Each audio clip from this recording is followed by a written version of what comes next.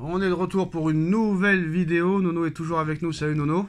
Salut Sacha. Alors le match contre Arsenal approche et on peut s'attendre à un Paris Saint-Germain quand même qui va avoir la possession du ballon, qui va garder le ballon, qui va essayer de créer, qui va essayer d'attaquer un maximum.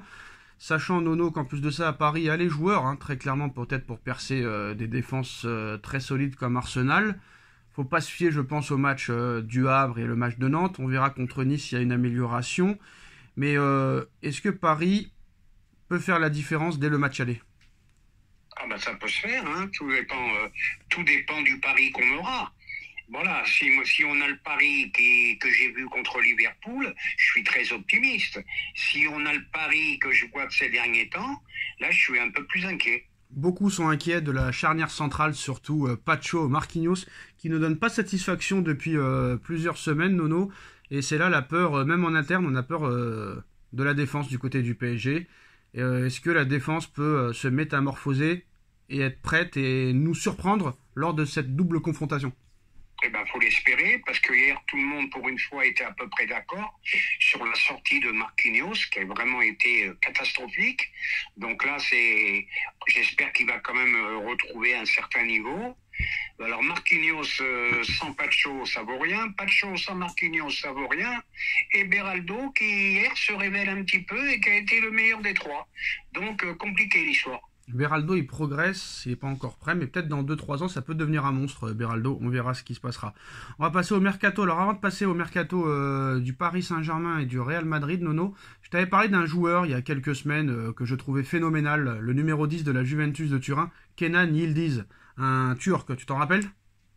Oui. Et bah Chelsea est prêt à mettre le paquet pour ce joueur et ils sont entrés en contact avec la Juventus et sont prêts à offrir plus de 80 millions d'euros. Attention à ce joueur, Nono, dans les prochaines années, on parle de Pedri, on parle de Gavi, on parle de petits milieux de terrain comme ça, Joao Neves, etc.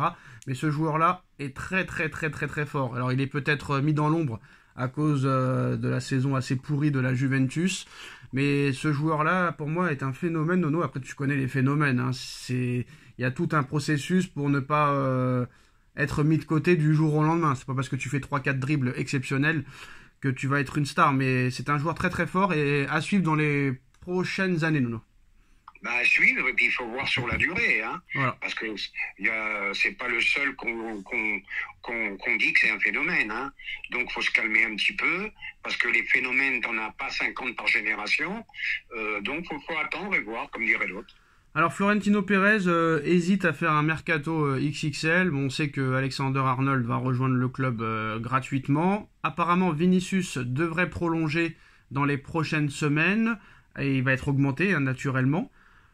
Mais s'il n'y a pas de départ, apparemment, Pérez ne compte pas dépenser une tonne d'oseille. Et pourtant, il manque vraiment des joueurs à remplacer. Toujours pas de remplaçant à Kroos. Modric qui va sûrement partir, il faudra aussi le remplacer. Toujours pas de remplaçant à Benzema. Donc c'est compliqué. On ne sait pas dans quel état va revenir Militao. David Alaba ne ressemble plus à grand chose. On ne sait pas dans quel état aussi va revenir Carvajal après un an de blessure.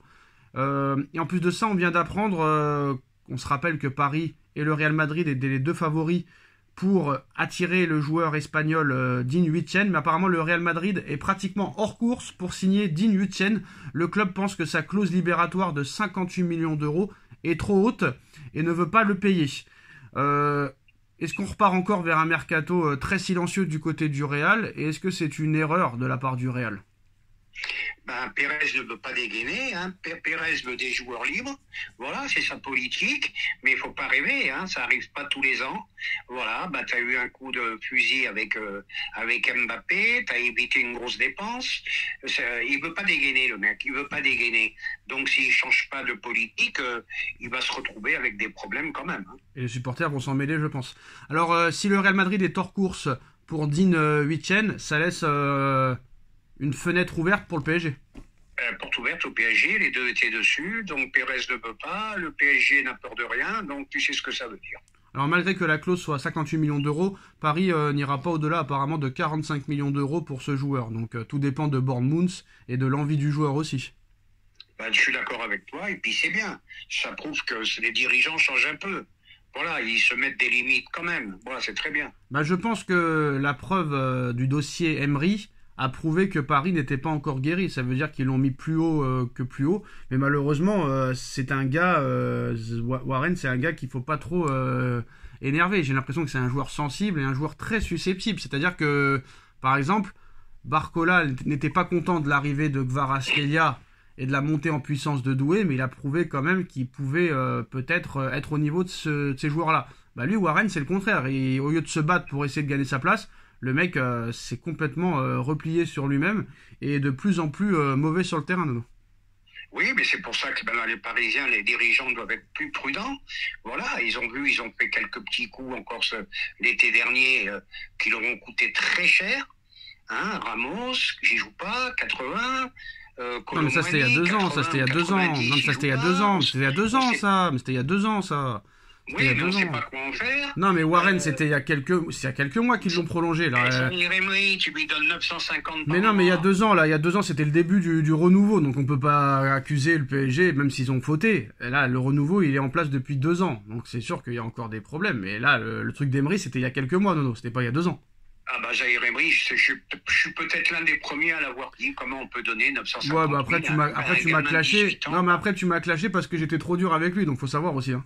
Bah non, mais je l'ai clashé pas mal de fois aussi. Ouais, mais quand j'étais dur avec lui en début de saison, tu m'as dit, faut pas exagérer, il a que 18 ans, nanani, nanana. Bref, Nono, en tout cas, Paris convoite d'autres joueurs à son poste, et attention, Paris négocie déjà pour l'arrivée de Magnès Akliouche, qui voudrait rejoindre le Paris Saint-Germain, donc ça prend forme apparemment. Un transfert de Magnès Akliouche au Paris Saint-Germain a de plus en plus de chances d'arriver l'été prochain. Le club compte dégainer une première offre à 40 millions d'euros, même si les gens de Monaco en veulent plus. Alors Magnès Akliouche, lui, veut venir au Paris Saint-Germain. Apparemment, Enrique, c'est l'un des joueurs qu'il veut absolument cet été. Il y a un contrat de 5 ans qui pourrait être lui proposé. Et pour faciliter les négociations, Paris est même d'accord pour proposer un joueur en prêt dans l'équation. On ne sait pas quel joueur pour le moment, mais apparemment Enrique veut absolument Akliouche au Paris Saint-Germain la saison prochaine et qui viendrait remplacer potentiellement soit Kolo Muani, soit Ramos s'il est sur le départ, ou soit peut-être Kanguinli. Kanguinli qui a été beaucoup critiqué encore une fois hier, Nono. Il y a des gens qui comprennent pas pourquoi ce mec-là joue au Paris Saint-Germain et comment il a fait aussi pour être recruté par le Paris Saint-Germain. Il y a aussi Asensio qui pourrait partir aussi, donc Akliouche au PSG, Nono, ça négocie déjà et ça prend forme. Eh ben ça serait une très belle pioche, très très belle pioche. International espoir, gros potentiel, il est sur une belle saison, joueur qui correspond à ce que veut Enrique, donc voilà, tous les feux sont ouverts. Alors, est-ce que tu es inquiet en ce moment que Dembélé redevienne le Dembélé qu'on connaissait? Ça fait 4 matchs d'affilée où il est un peu inexistant et qu'il ne marque pas. Est-ce qu'il faut s'inquiéter pour le cas Dembélé? Moi, je m'inquiète pas parce qu'on le voit, il n'est pas content de ses matchs. Il a refusé le titre de meilleur joueur la dernière fois. Il n'était pas content parce il l'a dit lui-même, je le mérite pas. Et puis là, il est sur 2-3 matchs sans. Espérons un retour de Dembouz. Alors apparemment, on accuse Kvaratskhelia au PSG de choisir ses matchs. Et Enrique n'apprécie pas particulièrement cette chose-là, Nono. Est-ce que tu ressens la même chose? À choisir ses matchs, je sais pas sur quelle base les gens peuvent dire ça. C'est un mec qui fait beaucoup d'efforts, c'est un mec qui court sans arrêt, physique.